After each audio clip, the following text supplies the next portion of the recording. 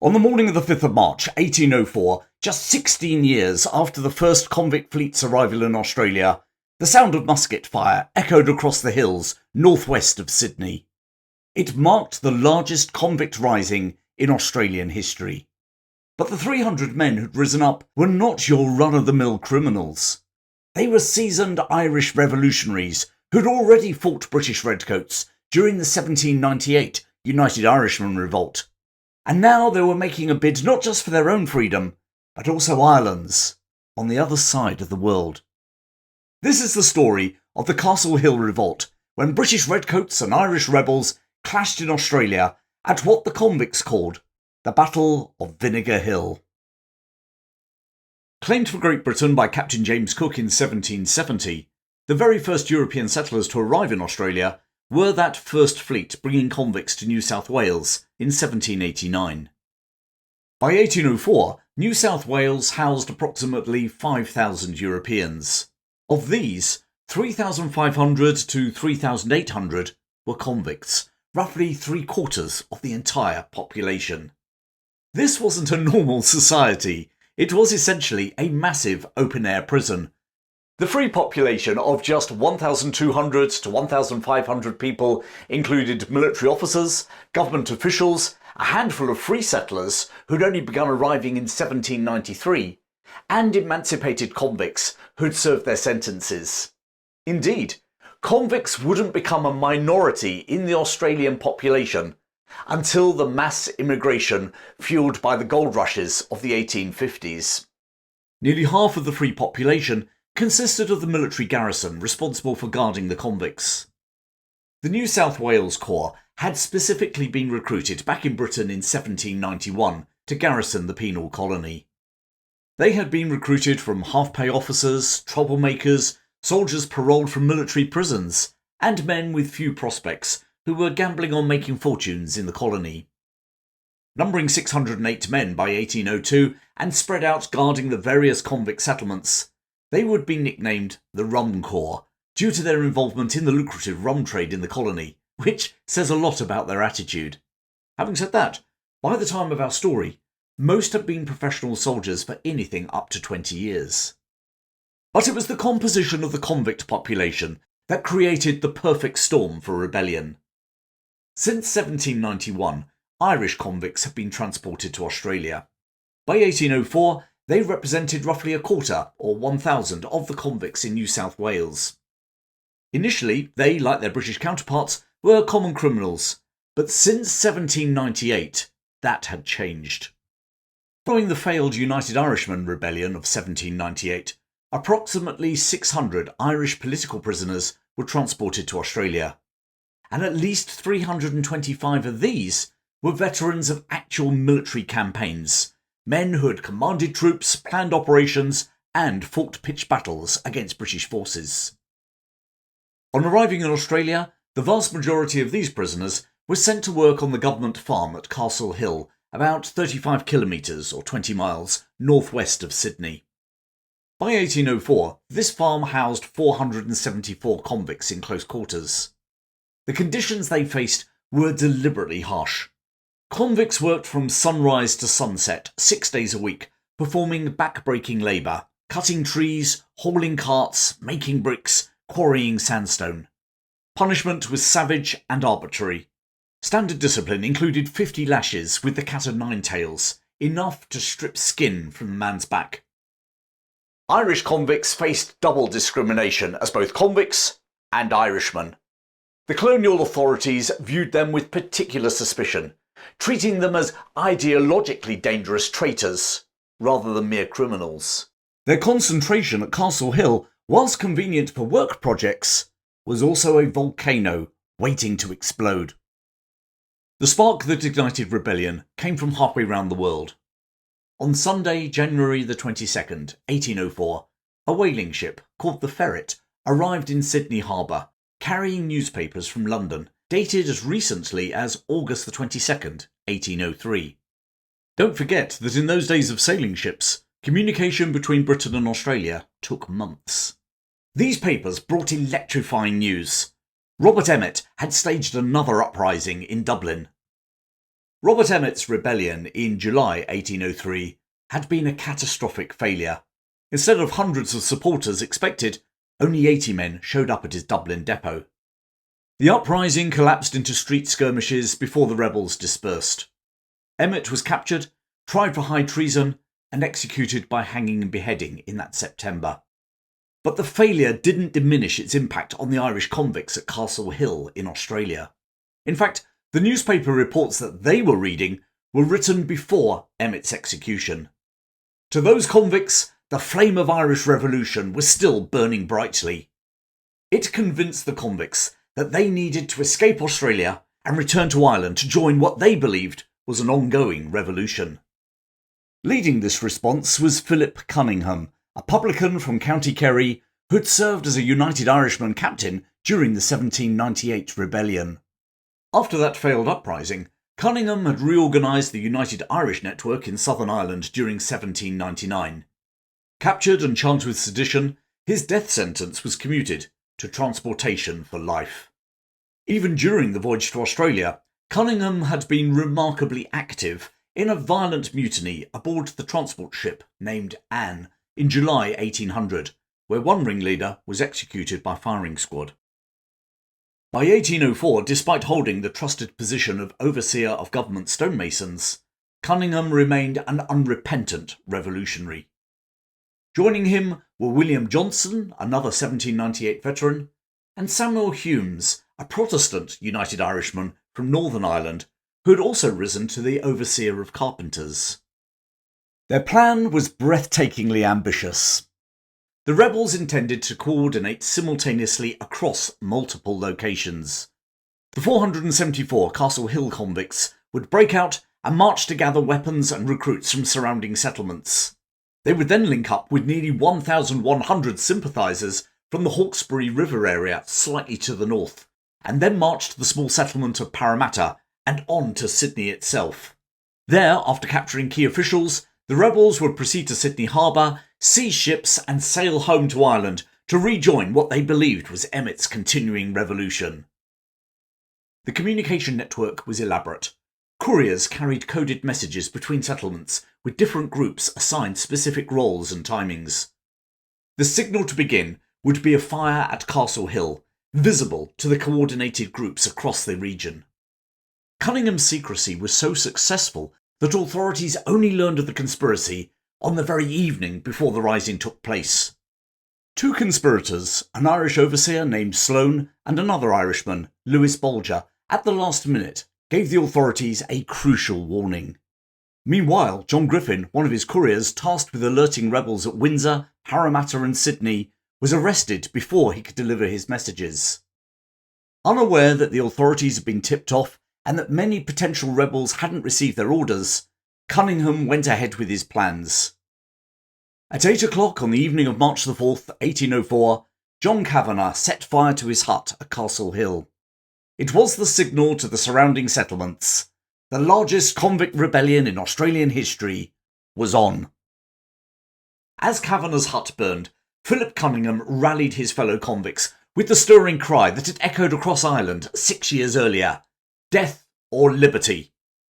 Within hours, the rebels had broken open the farm's lock-up, seized what weapons they could find, mostly agricultural tools, a few muskets and some pistols, and begun their march towards freedom. Their ranks swelled as they moved through the darkness, collecting supporters from smaller work gangs and settlements. By dawn, Cunningham commanded between 230 and 400 men, the largest armed force of convicts ever assembled in Australian history. Meanwhile, in Sydney, the colonial government was mobilising with impressive speed. Forewarned at the last minute by those convict informers, at 11:30 p.m, little more than 3 hours into the rising 20 miles away, cannons boomed across the port and drums beat the general alarm. Governor Philip Gidley King, realising the gravity of the situation, personally rode through the darkness to alert his military commander, Major George Johnston of the New South Wales Corps. Johnston, no relation to the convict leader, was 2 weeks short of his 40th birthday. Born in Scotland, he had been commissioned as a Marine when he was just 12 and seen action in the American Revolutionary Wars before he was 20. Still a Marine, he had arrived in Australia with the First Fleet. He then served as adjutant to the very first governor, Arthur Phillip, before transferring to the New South Wales Corps in 1791. By 1804, this veteran of over 15 years in the colony understood both the terrain and the convict mentality better than almost any other military officer available. He was also as ruthless as any Irish convict, as you're going to find out. At 1:30 a.m. on the 5th of March, Johnston took command of 55 soldiers who had marched from Sydney to his home at Annandale. Leading this force on a gruelling night march to Parramatta, he reached the barracks as dawn was breaking just before 6 a.m. By now, Cunningham and his convict rebels had moved out of Castle Hill Farm and were moving to the northwest towards the Hawkesbury River, where they expected to join more supporters. Unbeknown to him, his message to those convicts had never been delivered. At Parramatta, Johnston divided his forces. Lieutenant Davis led half the troops north towards Castle Hill, whilst Johnston took the rest along with 50 local militiamen and set off after Cunningham. He and a trooper by the name of Thomas Anlazark rode ahead of his column, and after travelling about 10 miles, 16 kilometres, they received word that the rebels were just ahead of them in what is now the Sydney suburb of Rouse Hill. About 6 miles or 10 kilometres from their intended target of Windsor on the Hawkesbury River, the convicts had positioned themselves on high ground, which they named Vinegar Hill. The choice of name was deeply symbolic. The original Vinegar Hill in County Wexford had been the site of a devastating defeat for the Irish rebels in 1798, where British forces had slaughtered hundreds of United Irishmen. By choosing this name, Cunningham and his followers were deliberately invoking that memory, perhaps hoping for a different outcome on Australian soil. The rebel position was tactically sound. They'd occupied elevated terrain with good visibility, forcing any attacking force to advance uphill. Cunningham had organised his force of just under 300 men in military formation, drawing on his experience as a United Irishman captain. Numerically, they outnumbered the government force by something like 4-1, but their weapons were pitiful compared to their enemies.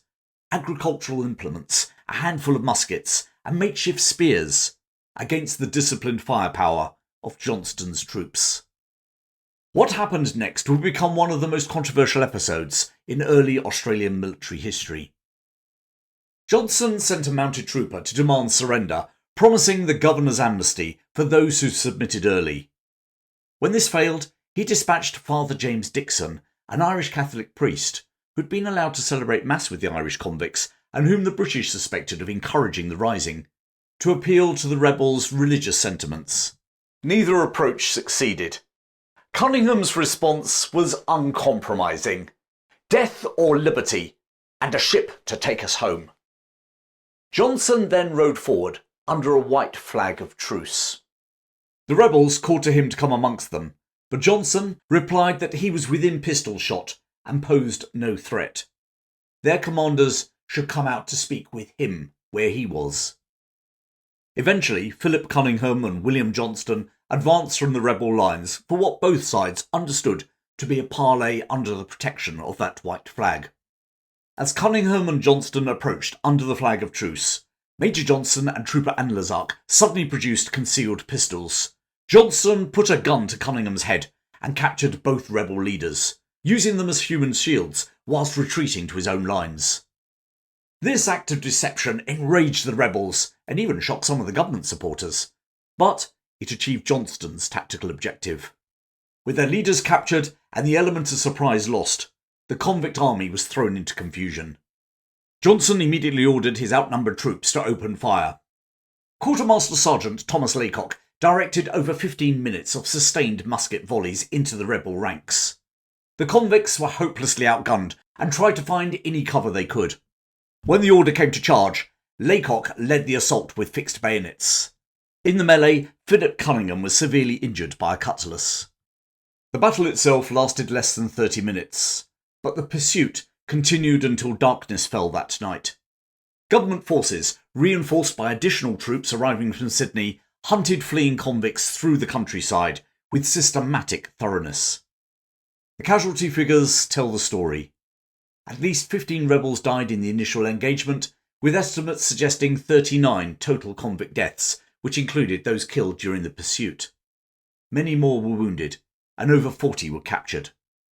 Government forces, on the other hand, reported no casualties whatsoever. This hadn't been a riot by criminal desperadoes. This had been a well-organised rising by revolutionaries, intent on overthrowing British authority in Australia, and then in Ireland too. What followed was not justice, but calculated terror designed to ensure that such an uprising could never happen again. The injured leader, Philip Cunningham, was hanged without trial. This summary execution, conducted without any pretence of legal proceedings, set the tone for everything that followed. William Johnston, who had surrendered believing he'd receive fair treatment, discovered the government's true intentions. Along with Samuel Humes, he was subjected to a hasty court-martial and sentenced to death. Both men were not merely executed, but ordered to be hung in a public place, and then for their bodies to be hung in chains, a particularly gruesome form of punishment, where corpses were displayed in metal cages as warnings to others. 8 other rebel leaders faced summary court-martials and execution within days. For those who escaped death, the punishments were scarcely less horrific. 9 rebels received floggings of between 200 and 500 lashes. Sentences that could literally flay flesh from the bone. Father James Dixon, the Irish Catholic priest whom authorities suspected of involvement despite his attempts to mediate during the battle, was forced to place his hands on the raw, bloodied backs of the flogged rebels, a macabre reminder of what authorities believed was his role in encouraging the uprising. 30 more rebels were shipped north to the Coal River settlement, now Newcastle, which was already notorious as one of the harshest penal establishments in the colony. Others were sent to the desolate settlement on Norfolk Island. Interestingly, the Castle Hill Rebellion was not the last convict rising in Australia. Similar uprisings occurred on Norfolk Island in 1834 and 1846, and also in Van Diemen's Land, Tasmania. However, none of these later incidents approached the scale or organisation of Cunningham's uprising. For Major George Johnston and the New South Wales Corps, the successful suppression brought rewards and enhanced prestige. Johnston received a substantial land grant as recognition for his decisive action, despite the controversy surrounding his use of the deception under the flag of truce. The Corps' demonstration of military effectiveness strengthened their position in colonial society and reinforced their sense of indispensability. This growing power and confidence of the New South Wales Corps would soon create its own problems for the British authorities. Just 4 years later, in 1808, many of the same officers who had crushed the Castle Hill Rebellion, including Johnston himself, would stage their own uprising, the infamous Rum Rebellion that deposed Governor William Bligh. And I'm going to tell that story, and indeed the story of William Bligh and the mutiny on the Bounty, very soon. In total, 164,000 convicts would be transported to Australia before the practice stopped in 1868. 40,000, or a quarter, were Irish. The Castle Hill Rising and the ensuing Battle of Vinegar Hill, when Irish revolutionaries fought British Redcoats, remains the largest and most ambitious convict rising in Australian history. A moment when the stories of Britain, Australia and Ireland came together. Well, I hope you enjoyed that story from the early days of British Australia. And if you did, why not check out my episode about the Battle of the Eureka Stockade, also in Australia, in 1854. Loads more stories in the pipeline, so don't forget to subscribe so you don't miss them. And if you'd like to support my show as a patron, a member, or simply with a one-off donation, there are links in the description below. Thanks for joining me today.